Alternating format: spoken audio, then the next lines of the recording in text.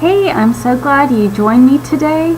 Today I thought we would look at some vocabulary that would be helpful for you in everyday conversation. These are things that you might hear as you're speaking to people and also maybe on the news or on the TV.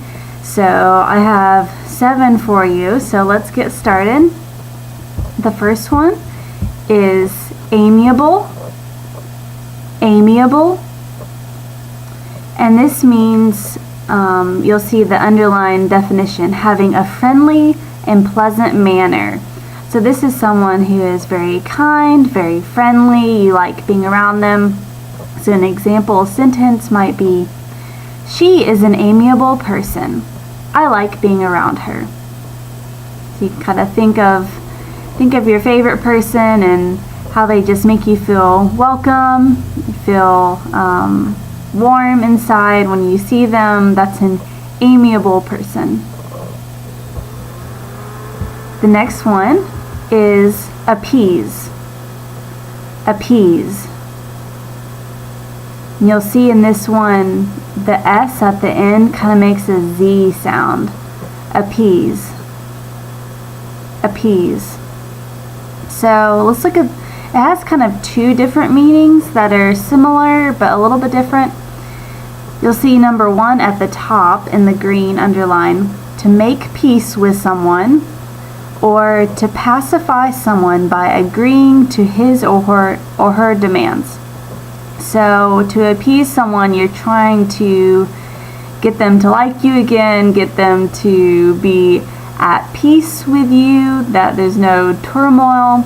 So I like this example sentence, please appease your child by giving her a piece of candy so that she will stop crying. So the child is crying because she is demanding something, she wants candy, and somebody is telling you, please appease your child, make peace with your child so that she will stop crying. So that's kind of the first way of looking at it. There are lots of ways that you could try to think of another example. Often when we're trying to put laws into place and 2 different people want 2 different laws and you're trying to appease someone by maybe making a, like let's have a middle ground. So you're trying to appease that person while also getting what you want. So appease, make peace with someone. The second way is to relieve. To relieve. So the example is, we appease our guilt by giving to the homeless shelter. So this is someone who they have guilt about something. Maybe they feel guilt about being wealthy. So to appease, or to like have peace in your heart, again, you might give money to the homeless shelter. So you can appease. It's kind of like making peace with yourself, I guess, is a good way to put it. So appease.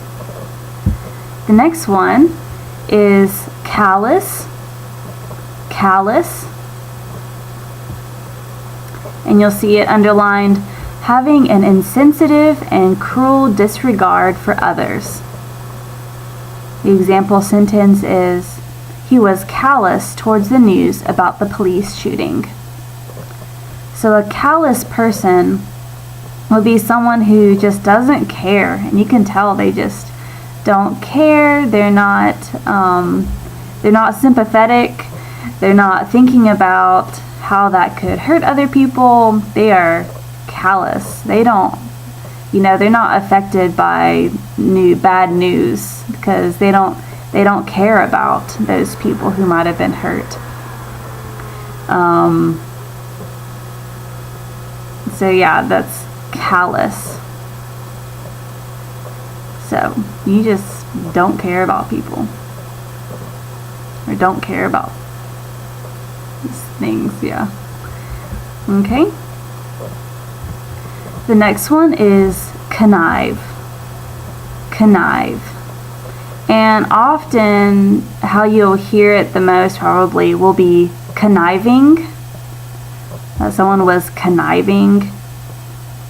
That's probably the way I might say it, or I might hear it most often. Let's look at the top, the definitions. So the definitions it's kind of the same, but it's a little bit different. You'll see. So number 1, secretly allow something illegal, harmful, or wrong to happen. And number 2, conspire to do something illegal, harmful, or wrong. So you can kind of see it's either allowing something wrong to happen, or you're actually planning to do something wrong. You have a hand in it. You're trying to make that happen. So at the bottom you'll see examples. You can connive at my escape from prison. So it's kind of like, pretend that you don't see me escaping. You're not gonna tell somebody about it. Don't tell the guard, don't tell the police. So you're going to allow something wrong to happen. You don't actually do the escaping, but you're conniving in that you allow someone to get away with it. And the second example is, the man was conniving. He helped to plan the assassination of Martin Luther King Jr. So this is kind of the planning side of it. This man was conniving. He was planning the assassination or the killing of Martin Luther King Jr. So he helped make that happen.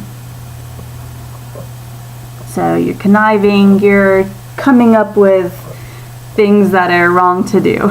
You're trying to plan things that are wrong to do. Let's see, the next one is cumulative. Cumulative. Cumulative. And the definition is increase by adding.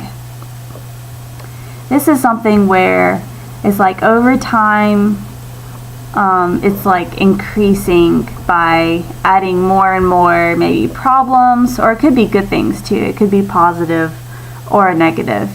You could say it about your business is accumulating money.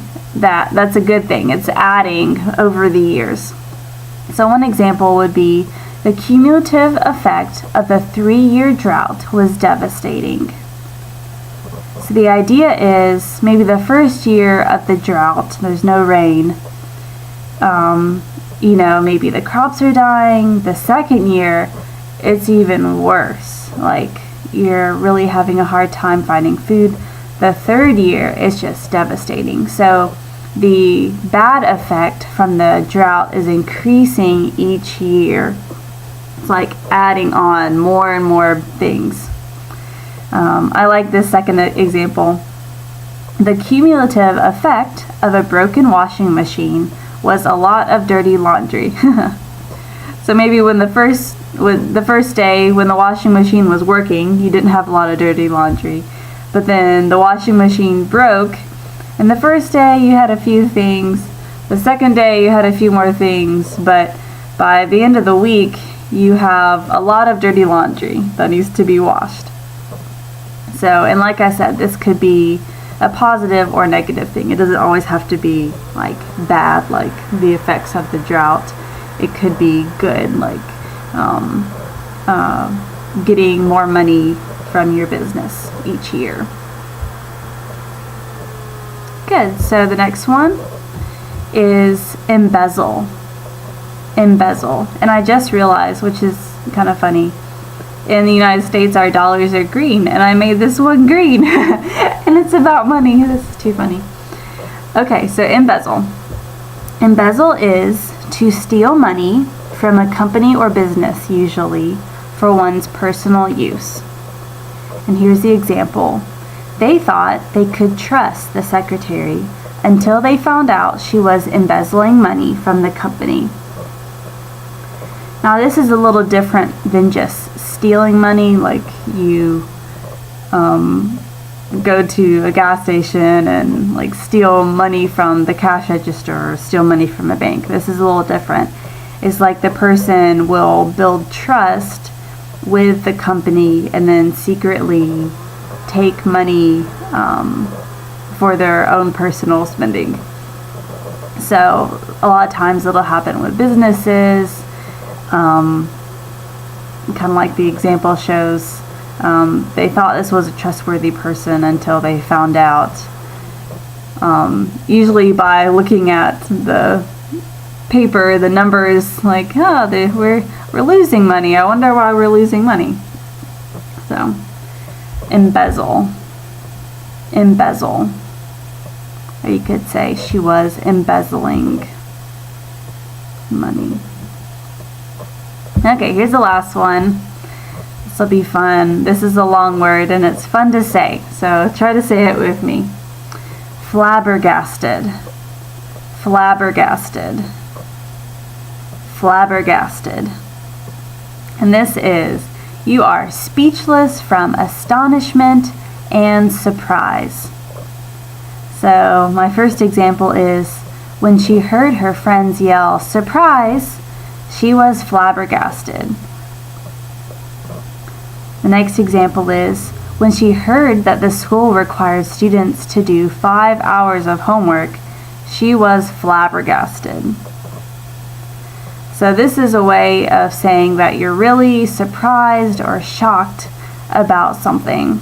So in the first example, she is shocked that her friends put on a surprise party for her. She didn't know a thing about it, and when they yelled surprised, she was speechless. She didn't know what to say.